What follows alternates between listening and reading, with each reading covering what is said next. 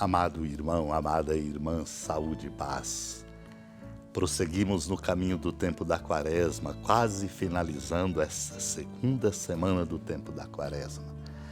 Esta lembrança é para nos dizer, somos todos precisados de conversão. A nossa vida interior, nossos sentimentos nos mostram e nos apontam esta necessidade.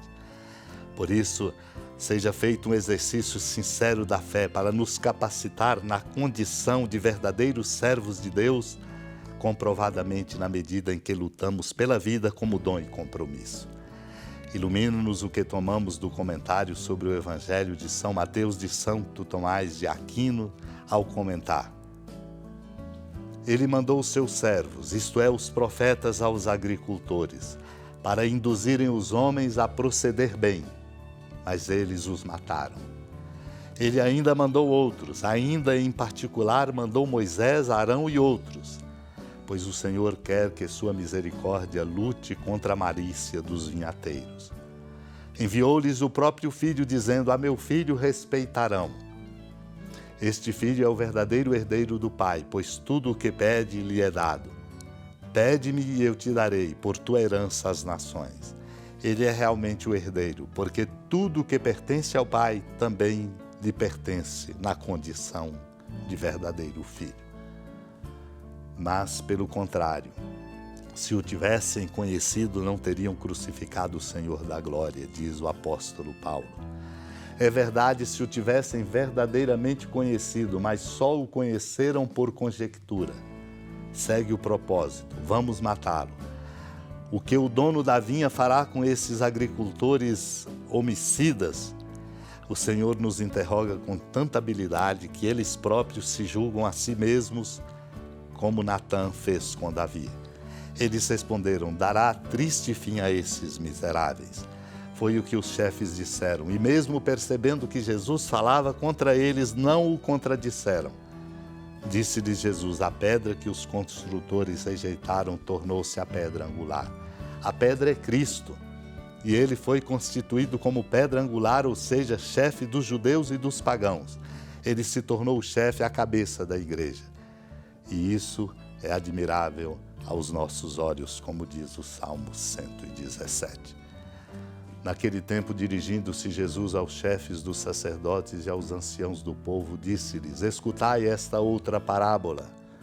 Certo proprietário plantou uma vinha, pôs uma cerca em volta, fez nela um lagar para esmagar as uvas e construiu uma torre de guarda. Depois arrendou-a a vinhateiros e viajou para o estrangeiro.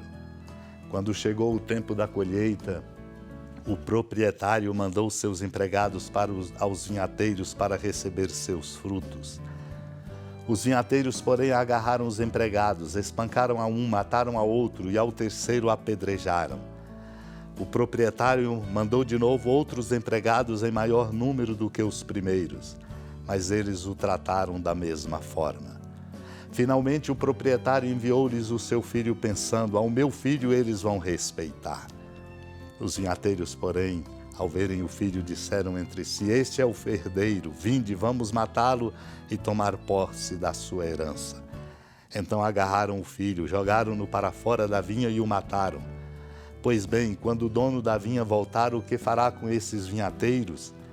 Os sumos sacerdotes e os anciãos do povo responderam, com certeza mandará matar de modo violento esses perversos e arrendará a vinha a outros vinhateiros que lhes entregarão os frutos no tempo certo. Então Jesus lhes disse, vós nunca lestes nas Escrituras, a pedra que os construtores rejeitaram tornou-se a pedra angular, isto foi feito pelo Senhor e é maravilhoso aos nossos olhos. Por isso eu vos digo, o reino de Deus vos será tirado e será entregue a um povo que produzirá frutos.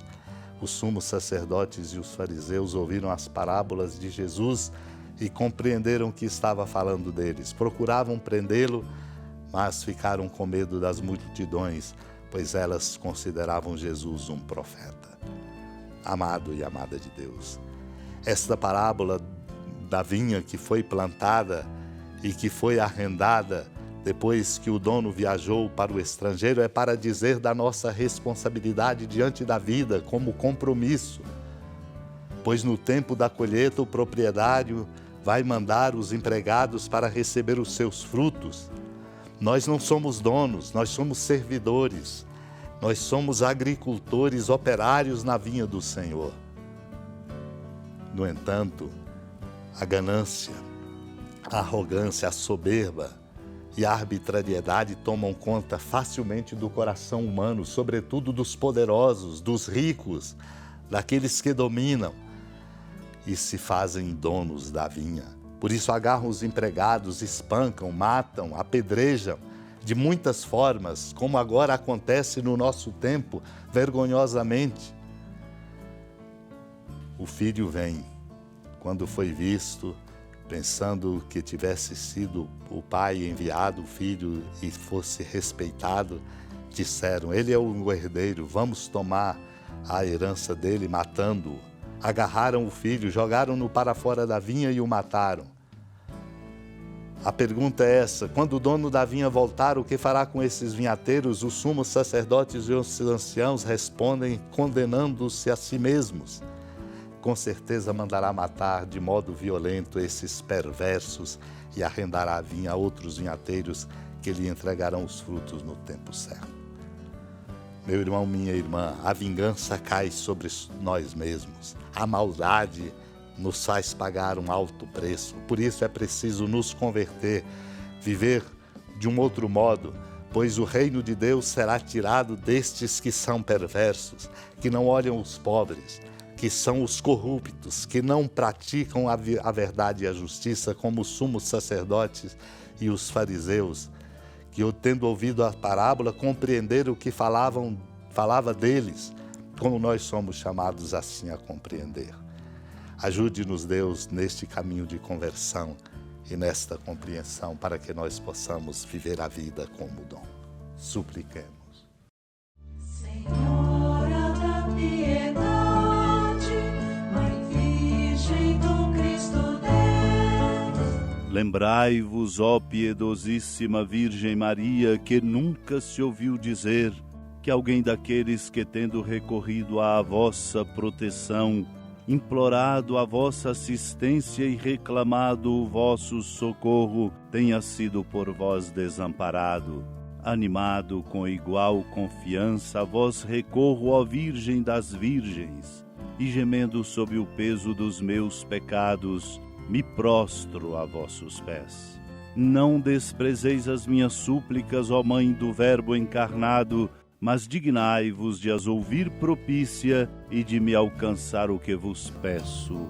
Amém. Feliz padroeira de um povo a lutar, a gente mineira te quer exaltar, não só lá na serra, tu és esplendor de toda esta terra, também és fulgor.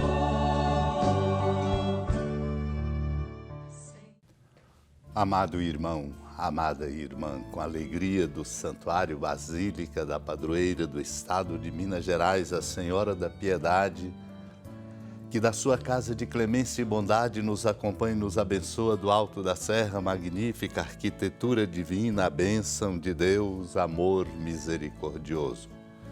Pai, Filho e Espírito Santo, desça sobre sua família, proteja sua casa, sustente sua vida, fecunde o caminho missionário de nossa igreja, nos encha de sabedoria e permaneça conosco para sempre. Amém.